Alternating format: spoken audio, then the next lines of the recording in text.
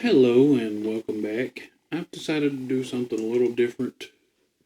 I'm gonna review in detail every episode of Friends. That's right. Starting with the pilot today, the one where it all began. Um, Friends debuted in 1994. It is my favorite show of all time. Um, let's see here. Let me show you a little bit of how much I love Friends if I can. Got the Friends coffee mug. Sure do. Got the... Man, I've got a mess is what I got. Hold on a second. Got the Friends Central Perk. I guess you'd call it a glass, like a whiskey tumbler almost. Alrighty. Let's see what else I got over here, y'all. Got the Friends television series game unopened because I like to keep things in the box, but if my friend Caitlin ever comes down, we will play this. I will open it for that because she is the only one that can give me a real challenge when it comes to Friends. Check this out. When I got a free gift on Mercury, when I posted my first thing for sale, they let you pick one item. I had to pick the signed Jennifer Aniston picture. Let's see, I think I got something else. Over here. Oh, yes, I do. Check this out. Central Perk. Got this the other day at the Halloween Spirit store. And where I will be reviewing Friends is off the Friends Complete Blu-ray collection that I got from my mom for a Christmas. I used to have it on DVD, and when I got the Blu-rays, I got rid of my DVDs. I wish I hadn't, because I'm learning that the Blu-rays do not have, like, there was extra jokes added into the DVDs that were cut from when it aired on TV for time. For some reason, they didn't put the jokes back into the Blu-rays. And I noticed one missing out of the pilot episode that I will discuss when I get to it. Check this out. Came with a Friends book in my Blu-ray collection. I will also, at the end of each season, touch on the special features for each season. I won't do them episode by episode, because on the first disc it was only a commentary, and I hardly ever listen to commentaries. So, but at the end of reviewing it, I will give a explanation of the special features for each season. I also have the Friends DVD game. I have a separate disc of just the finale that I believe was the most watched episode of TV ever, even surpassing the Seinfeld finale. That's what I heard. Don't quote me on it, but Friends was a really popular show. Now, I also have this collection of stickers that a friend got me the other day, and I've got a couple collections of like the best episodes from each season. One of them, that friend also got me with the stickers that I was talking about. But yeah, so yeah, it's my favorite series of all time. So I'm definitely going to speak positively about it. But I will have another person on each episode to give thoughts that people today might have looking back on it, or, thoughts that people, concerns people voiced. The main concern that I always hear about Friends is it wasn't very diverse. But that's kind of unfair to Friends. I mean, Friends and Seinfeld were on at the same time. They didn't begin at the same time, but they were on at the same time. And I mean, Seinfeld was about a group of white friends, Jerry, Elaine, George, and Kramer. And, none of their group was anything but, that. And also, at the time, that's just how shows were. I mean, all the way back to Sanford and Son. I mean, we had shows that, and the Jeffersons, the only continuously white character on the Jeffersons was the guy married to the neighbor. So, it's just how shows were then. I'm not saying it's right or wrong. I'm just saying that's how it was. I mean, you had Full House, you had Family Matters. I watched them both. You had, Martin, and you had Roseanne. You had Everybody Loves Raymond. You had the Jamie Foxx show, the Wayans brothers, Steve Harvey show, Frasier, Cheers. That's just how shows were. You had shows about, certain groups. And it seemed like shows were made for certain demographics. I myself, I watched Family Matters just as much as Full House. Didn't care for the Cosby Show. Now I'm glad I didn't. But I did love like the Jamie Foxx show. I loved the Wayans Brothers show. Steve Harvey. I loved that because of Cedric the Entertainer. I mean, so, I watched Fresh Prince right along with Full House, But that's just how TV was then. And what's crazy is, Ellen, gets the credit for coming out on the Ellen Show. But Friends and Ellen both debuted in 94. And I'll get to it, but in the pilot episode, it's brought up that Ross's wife left him because she realized she's lesbian. And that's in the pilot episode in 94. Ellen didn't come out on the Ellen Show till 97. Now, granted, in the pilot episode, it does kind of put Carol, his ex, in a bad light because she broke Ross's heart, but nobody says anything negative about her reason for it. And later in the series, her and her wife, Susan, become, reoccurring characters that co-parent a kid with Ross. And nobody in the show ever judges anybody in the show for their sexual orientation. So, I mean, and of course later in the show we do have characters of color come in, and I just don't think it's fair to say that Friends wasn't diverse. It was as diverse and in some ways more diverse than most shows at the time. So, I just wanted to address that because people love to say Friends so white.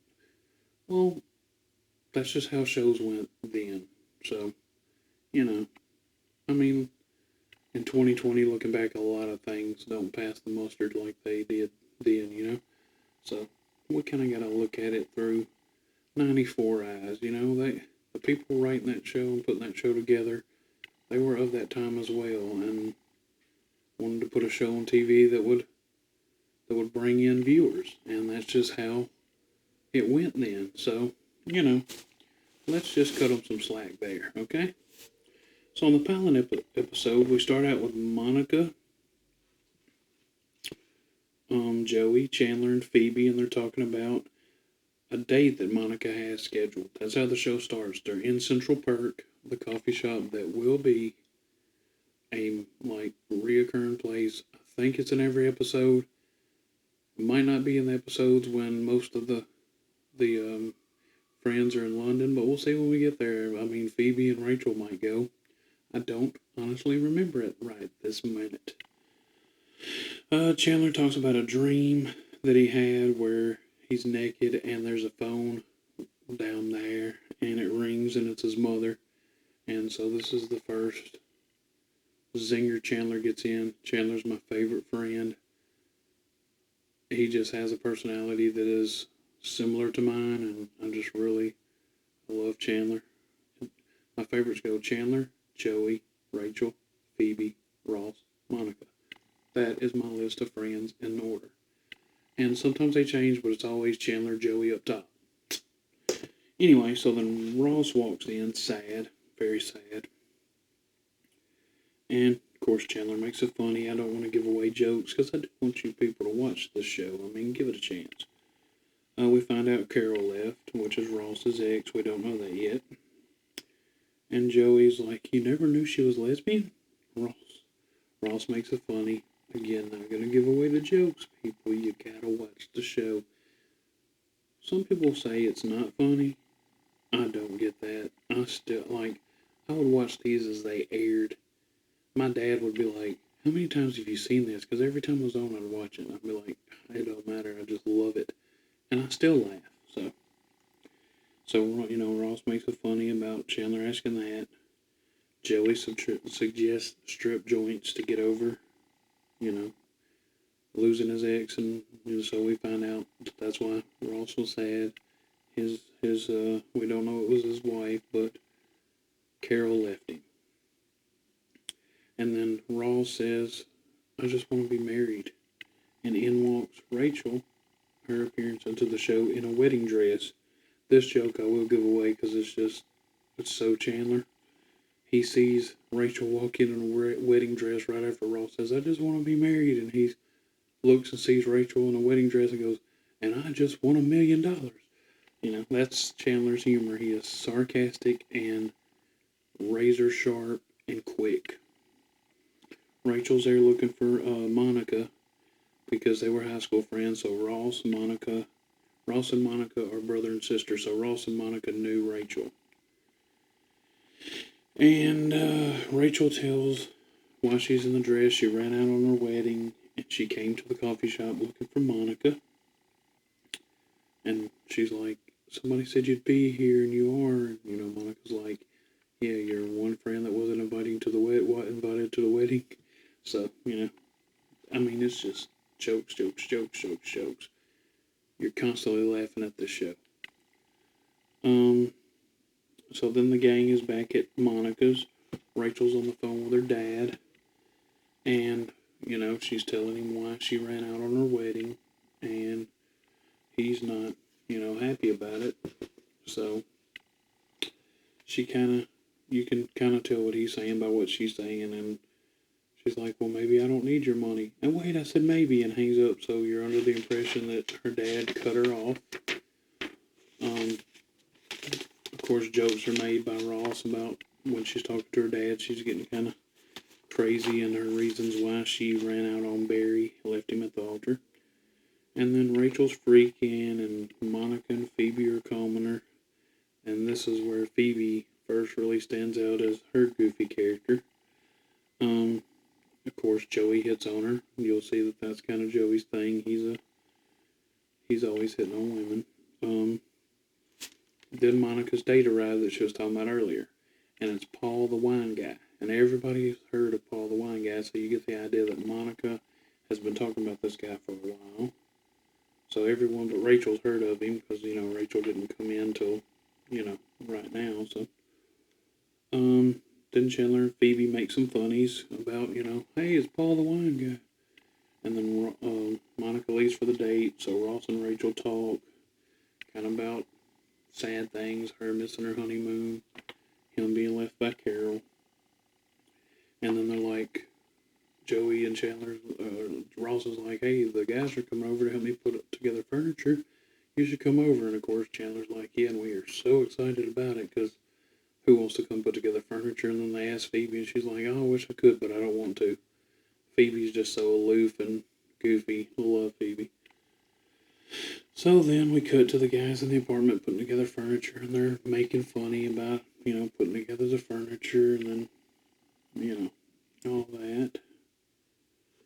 And then we cut to Monica's date with Paul. It seems to be going well, and then we cut back to Rachel leaving funny messages for the guy she ran out on. Then we're back to Ross's for more funny. Then we're back to the date. And Paul tells Monica he hasn't slept with anyone since his ex left him 2 years ago.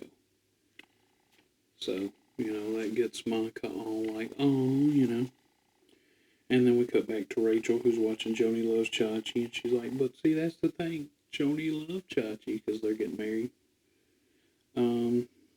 Then we cut back to Ross's for more funny, and they're talking about, you know, he's talking about one woman. Joey's like, one woman? There's many women, you know, kind of that, but they're making funnies all throughout. Like I said, joke. So, watch this show. And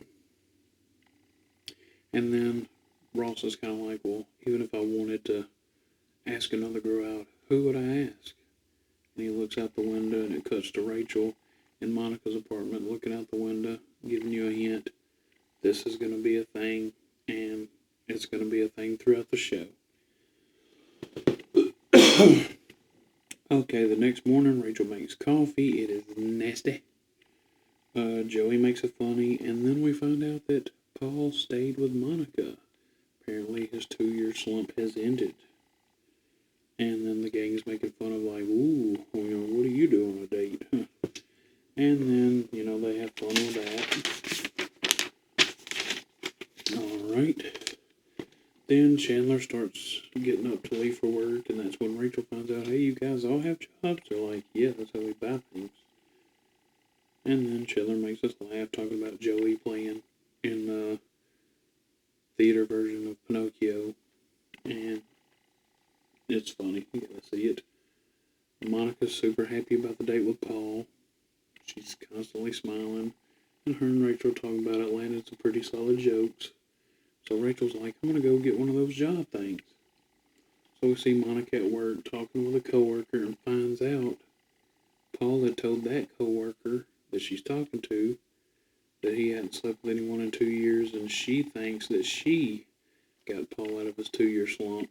So Monica finds out it was a line to get her in bed. The gang thinks she's crazy for not knowing it was a line. They're back at the coffee shop talking about it.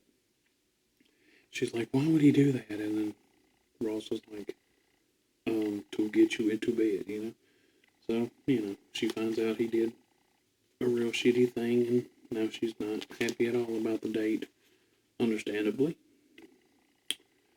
Lands of funny zingers, mostly Joey. Of course, Rachel didn't find a job. She herself says she's qualified for nothing.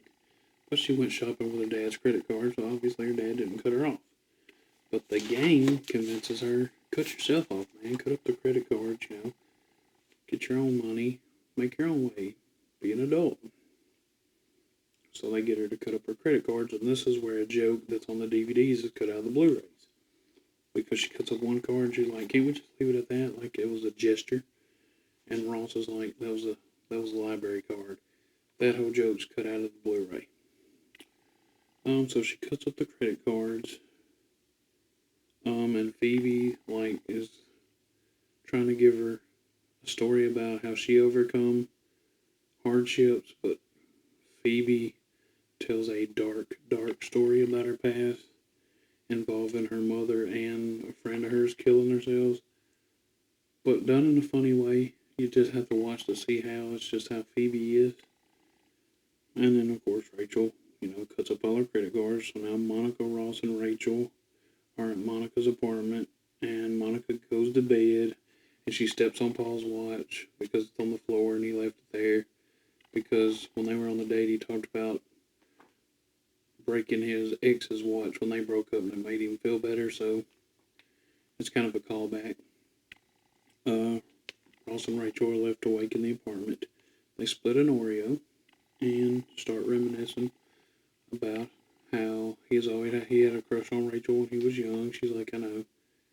He's like, I thought you thought I was just Monica's geeky, brother. She's like, yeah, I did. But Ross asked Rachel, would it be okay if he asked her out sometime? Maybe. And she says, maybe. And he says, okay, maybe I will. And so Ross is walking out of the apartment. Rachel's went to her room to go to bed, and Monica comes out as Ross is leaving. And he makes a call back to one of the things the guy said, and when they were putting together furniture, about they were comparing women to ice cream flavors, how there's so many women. And Ross is smiling. Monica's like, what are you so happy about? He's like, I just grabbed a spoon, referring back to grabbing a spoon and going for ice cream. So that gives us the first real glimmer of Ross and Rachel are gonna be a thing. And then, of course, the end credits come, and we get them all back at Central Perk. And, everybody's just getting their funnies in. Phoebe really shines in the end credit scene. And then Chandler goes into another dreamy ad and credits. Well, this is during the credits, but then it completely ends. So I'm glad I rewatched it. I was at first thinking I could just, read plot summaries, and because I've seen these a million times. So I was like, maybe I don't have to watch them all again. But I think I'm going to have to, because I've seen them so much that I remember the jokes and stuff, but I don't remember how much actually gets accomplished in the episode, because there's a lot of things in this episode. I mean, we had Monica's date. We get to see a glimmer of the character Phoebe's going to be. Rachel coming to live with Monica and becoming independent. Also, Rachel gets a job at Central Perk at the end. It's revealed because she's bringing them coffee. And they're like, did you make it? She's like, no. And they're like, yeah, we'll have a cup. So, so a lot of things get established in the pilot that will come back, which is good. But, yeah, like I said, I'm so unbiased. I love this show. I'm never going to say nothing negative about it. So, yeah, strong opening, a real good introduction to characters. Of course, they will change, but not much. I mean, their sense of humor is pretty much how it is in the pilot. But, every series has to get a footing. But this one starts out really strong. I really like the pilot episode. Can't wait to watch more. Can't wait to review more. And I hope you guys watch along with me and watch my reviews as we go. Like I said, I'm going to have somebody come talk about maybe some of the negatives people see in Friends. But that's all for me in episode 1, the pilot, the one where it all began, or where it all started. Please like, comment, share. Don't forget to subscribe to my channel. And thank you.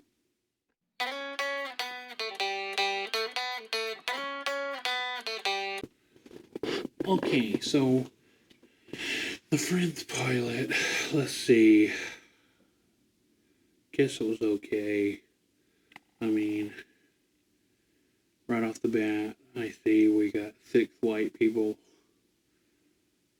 just hanging out. That's what the show's gonna be, I assume.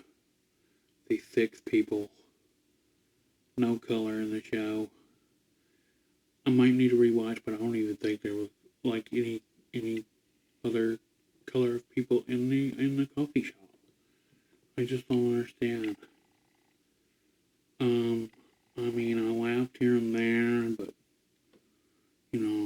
can't say it was brilliant. Think maybe, if like Kevin Hart or Cat Williams had a show, it'd probably be funnier. So I don't get it. I don't get why this is the one that people love so much. I don't know. I mean, it's only episode 1. Maybe it'll get better. I don't know. I mean, the opening of the show with the song. I've heard that song on the radio. It's kind of real white bread. Just a bland song. I don't know. I mean, guess it fits. It's talking about friendship pretty much in the song. I mean, the girls are pretty. But I mean, that's any show. They're all gonna cast ugly girls, I guess. So there's that. I guess it's alright. It's okay for the opening, the pilot episode, I guess. We'll just have to see where it goes from here, I suppose. Looks like Ross and Rachel's gonna be a thing, so I guess that's gonna happen. I mean, I don't know, I think at this point, Jennifer Aniston was with Brad Pitt. We're supposed to believe that Rachel's gonna get with Ross. It's kind of unbelievable, right? But we'll see what happens.